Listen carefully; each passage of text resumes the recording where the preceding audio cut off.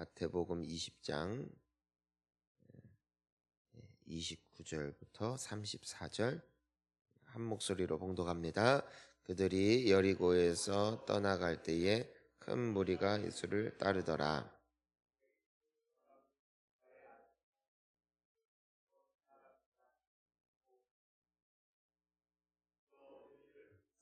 이소서 다윗의 자손이여 하니 우리가 꾸짖어 잠잠하라 하되 더욱 소리 질러 이르되 주여 우리를 불쌍히 여기소서 다윗의 자손이여 하는지라. 예수께서 머물러 서서 그들을 불러 이르시되 너희에게 무엇을 하여 주기를 원하느냐. 이르되 주여 우리의 눈뜨기를 원하나이다. 예수께서 불쌍히 여기사 그들의 눈을 만지시니 곧 보게 되어 그들이 예수를 따르니라. 아멘.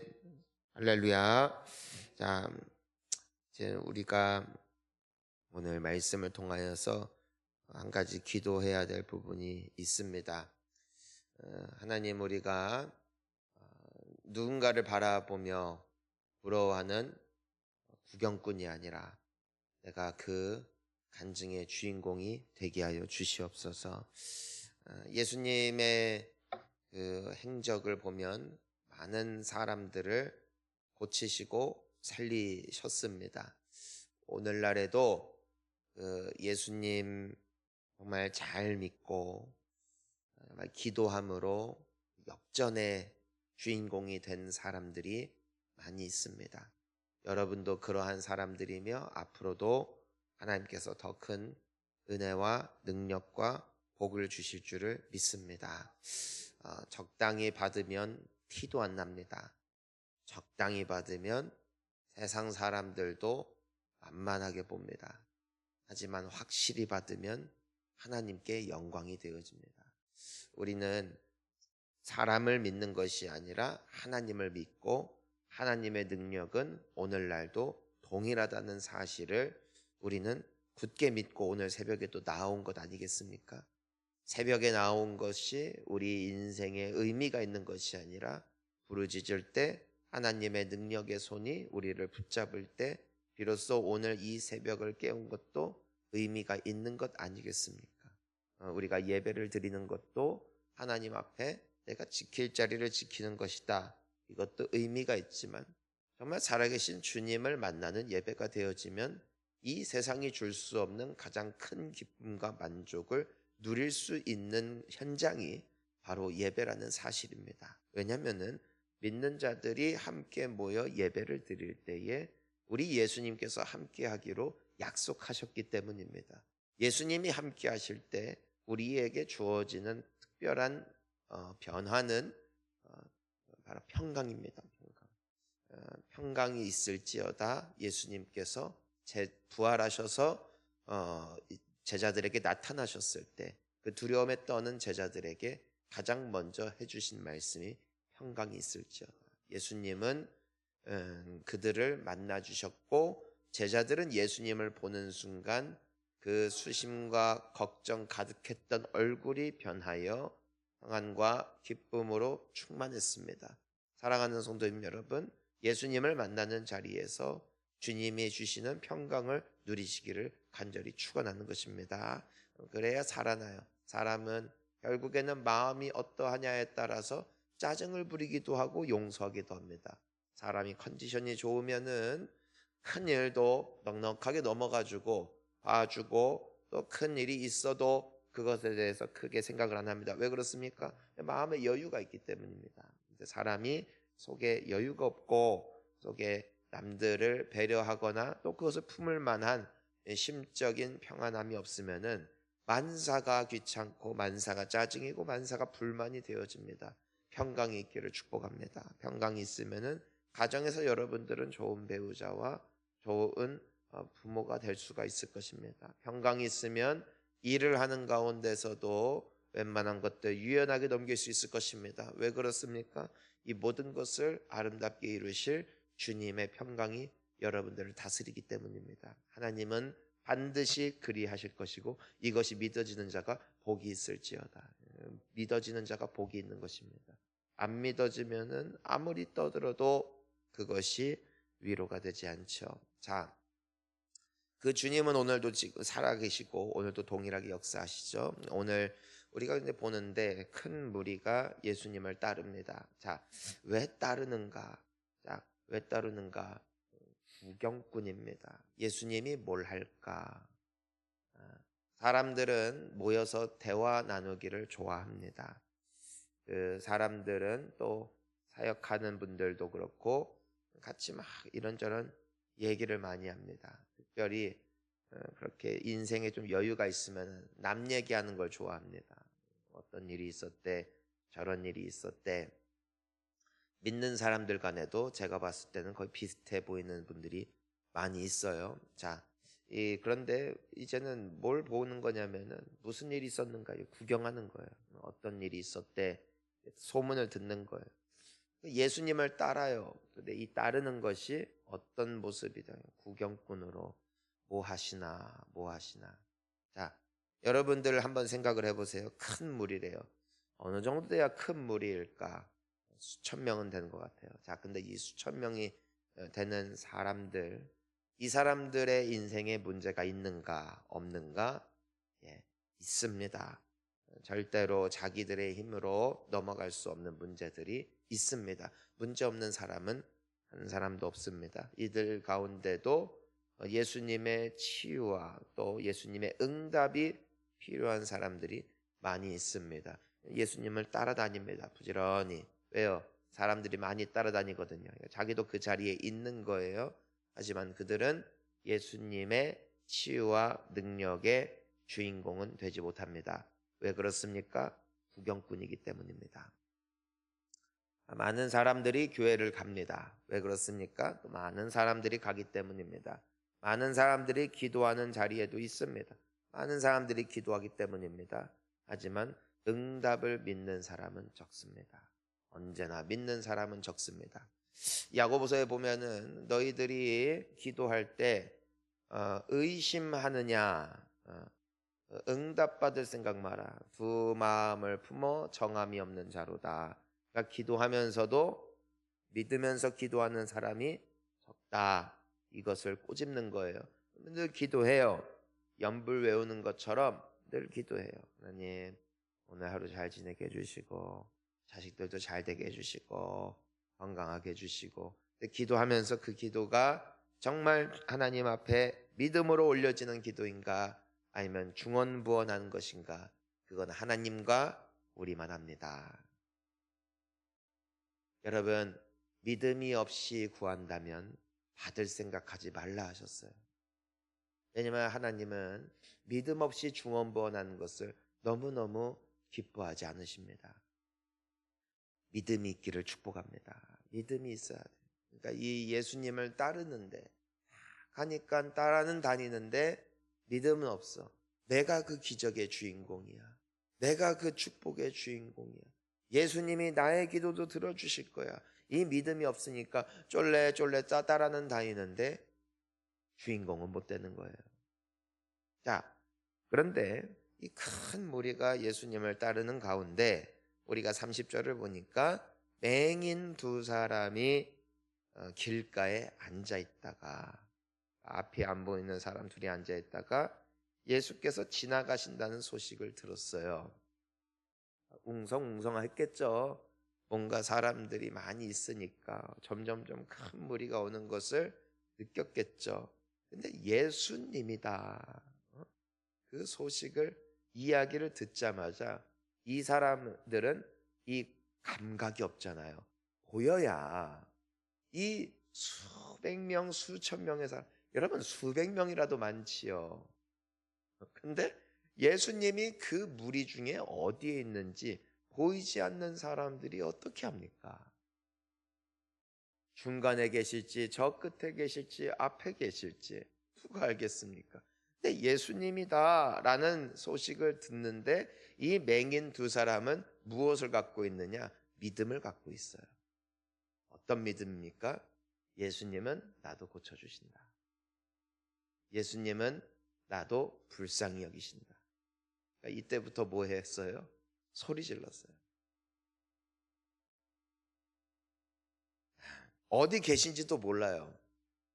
그냥 소리만 지르는 거예요. 들리라고. 우리가 이렇게 사람들 많이 모여서 있으면은 막 웅성웅성. 그러면은 예를 들어서 우리가 시장을 가든지 놀이동산을 가든지 사람들이 많은 곳에서는 아무개야 하면서 막 소리를 질러도 소리가 잘 안 들려요. 너무 사람들이 많고 막 이렇게 말하는 소리가 크니까 잘 안 들려요. 그러니까 막 손을 흔들고 막 어? 두 손으로 입을 모아서 소리를 지르고 어떻게든 들리게 하려고. 간혹 과거 옛날에는 뭐 요즘에도 그렇지만 아이가 그 많은 인파 속에 손잡고 있다가 손을 놓치면은 그때부터는 정신이 나갑니다. 그 부모는. 야, 누구야 하면서 뛰어다니는 거예요. 사람들이 보든 말든 울며 불며 이 아이를 찾기 위해서 소리를 지르는 거예요. 왜요? 이 아이를 놓치면 안 되잖아요. 오늘 이 맹인의 간절함이 보입니까? 그러니까 사람들이 꾸짖었대요. 31절에 보니까 얼마나 소리를 질렀길래 꾸짖었을까? 여러분 처음에는 딱 했을 거예요. 저 사람 앞 못 보는 거 다 알아요. 예수님, 예수님. 처음에는 그렇게 소리를 지를 때 불쌍했을 거예요. 근데 이 사람이 난리를 치는 거예요, 난리를. 예수님이 자기를 좀 봐달라고. 예수님은 지금 옆에 둘러싸인 사람들이 계속 말 걸고 막 옆에서 애워싸고 또 사람들이 뭐 비키세요, 길 비키세요. 막 지금 난리가 났는데 그 예수님 귀에 자기 목소리 들리게 하려고 소리를 지를 때 어느 정도 소리였을까? 이건 처절한 몸부림이에요. 근데 왜 이 맹인은 그랬을까요? 이때 아니면 안 되거든. 이때 반드시 예수님을 만나야 되거든. 오죽하면 사람들이 꾸짖었을까 생각을 해보는 거예요. 어, 여러분 가끔 우리가 기도하는 가운데 그 사람마다 다 상황이 달라요. 근데 간혹 간절하면 그때 우리는 눈치 보지 말아야 돼요. 내가 소리를 질러서라도 응답받을 수 있다면 부르짖으시기를 축원합니다. 왜냐면은 너는 나에게 부르짖어라. 내가 너에게 응답할 것이다. 네가 알지 못하는 크고 비밀한 일을 보일 것이다. 약속하셨어요. 부르짖는 사람은 누군 줄 알아요? 죽게 된 사람입니다. 부르짖는 사람은 깨달은 사람입니다. 부르짖는 사람은 더 이상 뒤가 없는 사람입니다. 하나님이 응답 안 하시고 역사 안 하시면 나는 100% 망하게 되었구나. 항복하고 인생이 고꾸라진 인생은 주님을 전심으로 찾기를 원합니다. 당연한 겁니다. 이것은 본능입니다. 물에 빠지는데 소리 지르지 않은 사람이 누가 있겠습니까?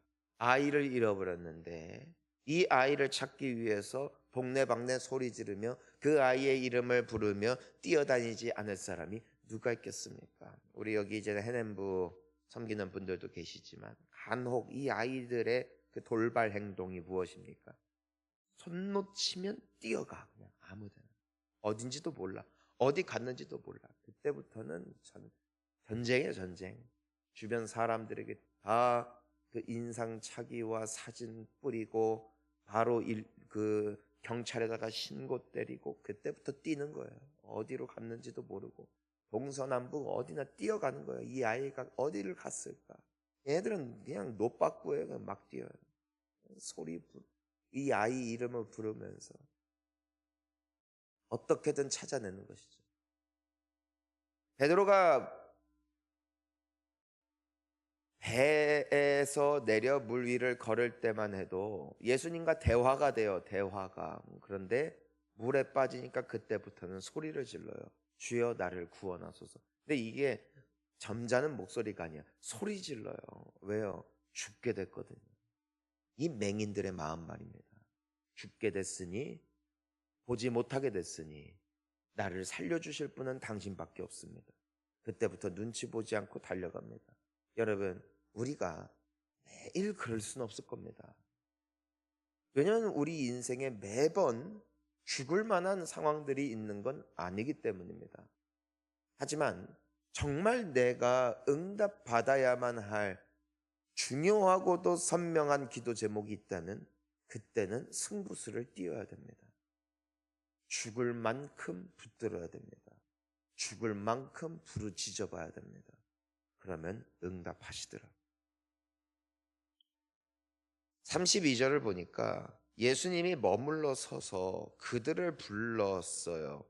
너희에게 무엇을 하여 주기를 원하느냐. 수백 명, 수천 명의 사람들 가운데 그 인파 속에 이들의 부르짖음이 예수님 귀에 들렸다.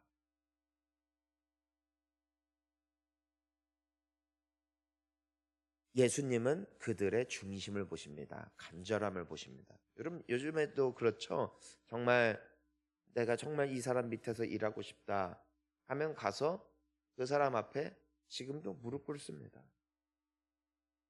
정말 이분에게 기도받고 싶다 가서 무릎 꿇습니다. 이번에도 장상래 목사님 집회 마치고 나가는데 우리 학생들, 청년들 중에 정말 기도받기 원하는 친구들은 그냥 저기 새가족실 목사님 끝나고 이렇게 쉬시는데 가서 무릎 꿇고 기도받. 청년 한 명은 여기 나가는데 계단 앞에서 이제는 목사님 차 타고 이제는 가셔야 되는데 그 차 앞에서 무릎 꿇어. 거기에서 안수받고 무릎 꿇는 거예요. 왜요? 간절하니까. 예수님은 그 소리가 목소리 큰 사람이 1등, 목소리 큰 사람에게 응답 줄 거야. 목소리 커서 응답이 아니거든요. 간절함이거든요. 여러분, 우리가 의자에 그냥 뻗팅기고 앉아서 기도를 하든지 서서 기도하든지 자빠져 누워서 기도하든지 자세는 필요 없어요. 맞아요. 필요 없어요. 그런데요, 간절하면 누워서 기도 못해요. 간절하면 누워서 절대 기도 못해요. 무릎 꿇고 엎드릴 수밖에 없어요. 왜요? 간절하거든요. 내가 이렇게 조아려서라도 하나님께서 나를 조금 더 불쌍히 여겨주실 수만 있다면 난 그분 앞에 불쌍히 보이겠다 이거야. 내가 눈물을 흘리는 척을 해서라도 하나님께서 나를 불쌍히 여겨주신다면 나는 눈에 안약을 넣어서라도 주님 앞에 펑펑 울겠다 이거예요. 왜요? 하나님은 그 간절함을 보시거든요. 간절함을 주님은 찾고 계세요. 그리고 간절한 부르짖음에 응답하시는 줄 믿습니다. 내가 오늘 남들보다 크게 기도했느냐, 이거가 아니라고요. 목소리가 작을 수도 있어요. 하지만 정말 진심으로 기도하는 그 기도에는 땀이 있어요. 눈물이 있어요. 하소연이 있어요. 부르짖음이 있어요. 그리고 온몸이 떨려요. 왜요? 너무너무 간절하기 때문이에요. 주님은 오늘도 그 자들을 향하여 내가 너희에게 무엇을 하여 주기를 원하느냐 응답하시는 줄 믿습니다. 오늘 새벽에 주인공은 많지 않은 거예요. 그래서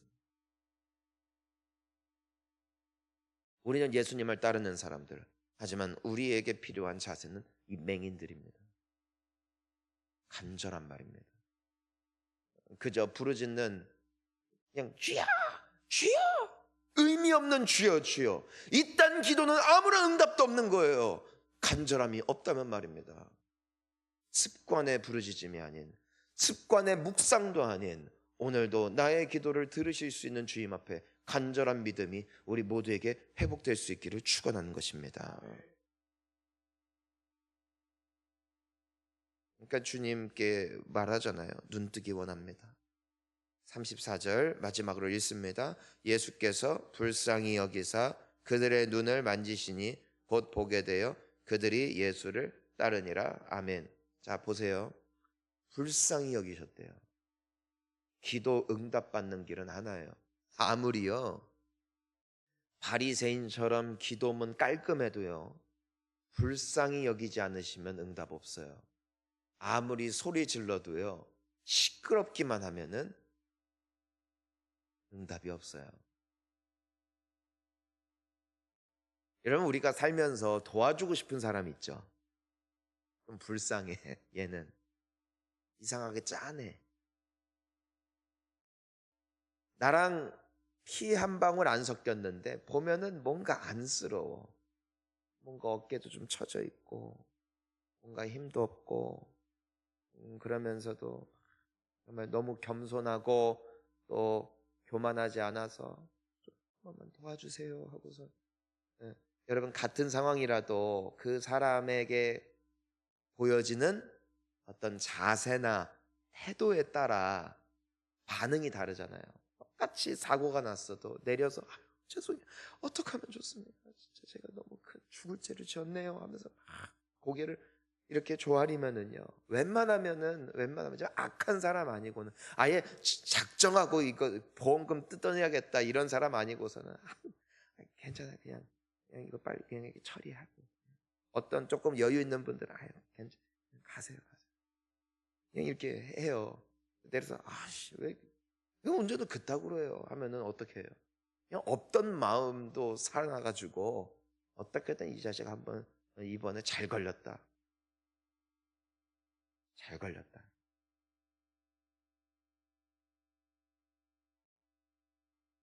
바리새인과 세리가 함께 기도하는데 왜 바리새인의 기도는 응답이 없는가? 하나님 눈에 보기에 이 사람은 하나도 안 불쌍해.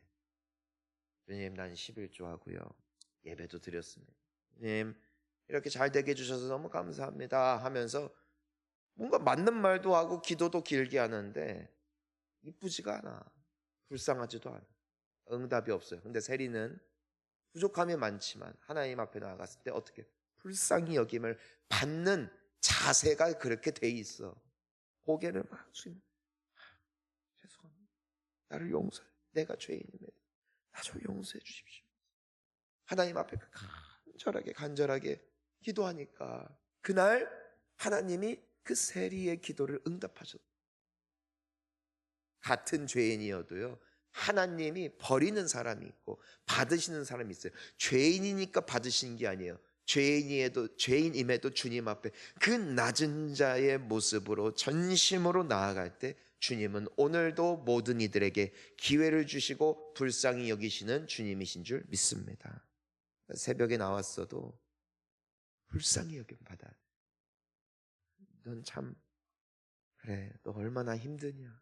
공감하실 수 있는 그 자세로 우리 높은 자의 자리가 아닌 낮은 자의 모습으로 더욱더 이럴 때일수록 주님 앞에 겸손히 엎드려 나아감으로써 오늘 주님의 응답이 또한 우리의 응답이 되어지고 오늘 이 맹인들의 간증이 또한 우리의 간증이 되어져서 구경꾼이 아니라 주인공이 될 수 있는 저와 우리 모든 성도님들 되시기를 축원합니다. 기도하시겠습니다.